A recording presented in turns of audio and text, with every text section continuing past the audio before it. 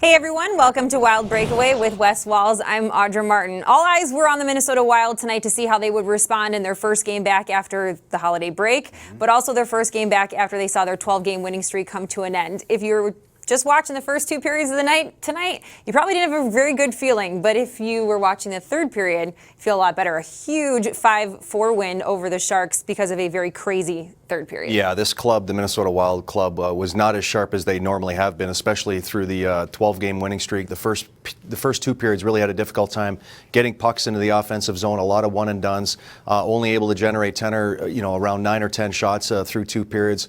But a completely different ball game in the third period. Bruce Boudreau juggled the lines around a little bit, was trying to find someone to play with Zucker or with Stahl and Parisi, and was able to find Nino Niederreiter, and they were really dominant in the third period. Mikko Koivu's line was outstanding, and they really won this game going away in the third period. 6 goals scored in just over 8 minutes of action in the third period, and it all ends with a 5-4 win for the Minnesota Wild, despite being outshot 34-26. The Sharks, they did get the power play goal tonight. That's big. That's now 7 out of the last 9 games that the Wild were able to convert on the power play, each one coming from a different skater, which makes it even that much more impressive. Tonight, the head coach gets a little bit of everything from a lot of his players, and here's what he had to say about that. Our leadership and our best players were our best players, and that's nice to see when they take it upon themselves and say, damn if we're going to lose. And Mikko's line and Eric Stahl's line, and you had a couple more players, and they took it to them and played great in the third period.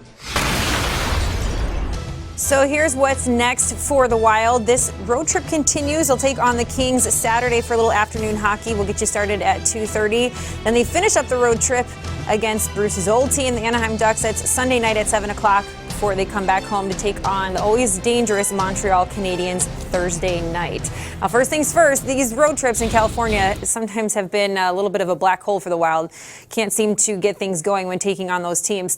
The next one up, it's the Kings. It's a team that they can definitely beat. They've done it once before. Yeah, and the Kings are not the big, heavy, fast Kings that we've seen that have won a Stanley Cup. They're in the second wild card spot right now, basically hanging on for dear life. There's a couple teams, 3 teams, Nashville, Vancouver, and Winnipeg are all sitting 1 point behind them. So they're in a dogfight. They got blasted tonight by the Detroit Red Wings. So I don't imagine that's going to sit very well with Coach Sutter, who's an outstanding coach. So a good test for them.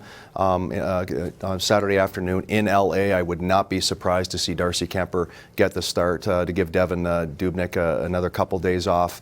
And Darcy Kemper's had some pretty good numbers at the Staples Center as well. So hopefully he can carry that success into Saturday afternoon, and they can get the second win on this trip. Well, the Wild battled back not once but twice tonight to get the big 2 points against the always dangerous San Jose Sharks. Well, hopefully the momentum carries over in a few nights. We look forward to seeing you then. In the meantime, for Wes Walz, I'm Audra Martin. Thanks for joining us on Wild Breakaway.